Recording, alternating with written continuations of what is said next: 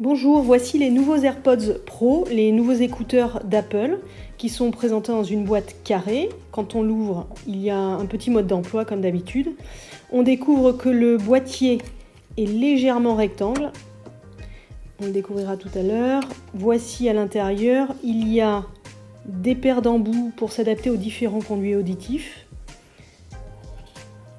Et puis il y a un câble Lightning et USB-C, ce n'est pas de l'USB-A, attention.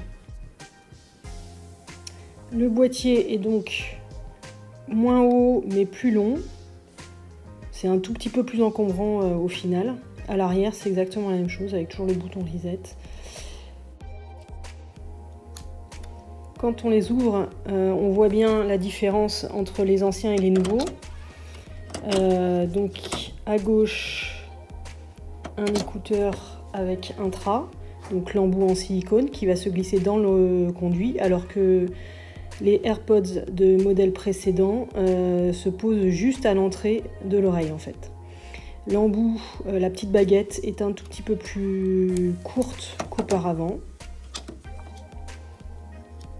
Hop, on a à peu près le même encombrement, un tout petit peu moins peut-être. Voilà, maintenant on va procéder à l'appairage en live. Donc c'est tout simple, il suffit d'ouvrir son iPhone, hop, on voit apparaître une petite fenêtre d'appairage. Il suffit de cliquer sur connexion et ça se lance.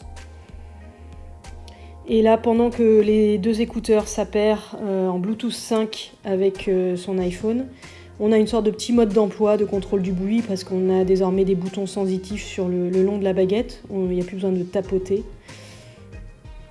On a aussi une gestion via le centre de contrôle.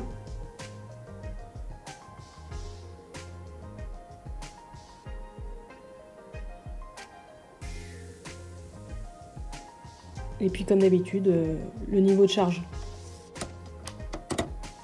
Voilà, ensuite dans les options Bluetooth, on appuie sur le bouton I et on voit les différentes options liées aux AirPods Pro. Donc activer ou pas la suppression du bruit, active. Passer en mode transparence pour entendre les sons alentour et pouvoir discuter sans enlever les écouteurs. Mais on a aussi différentes options. Et on peut même faire le test d'ajustement des embouts qui sera proposé la toute première fois. C'est pour savoir si vous enfilez bien les écouteurs et si les embouts sont correctement, c'est de la bonne taille. Donc il suffit de lancer, on a un petit peu de son, les micro-tests et l'iPhone vous dit si c'est le bon ajustement ou s'il faut mieux recommencer. Voilà, il suffit d'appuyer dessus et de lancer ça. Hop, ok. Et puis on a encore d'autres options que vous pouvez regarder en détail chez vous. Voilà. Hop, on remet. Donc ça se glisse, c'est aimanté. Hop, voilà. C'est parti.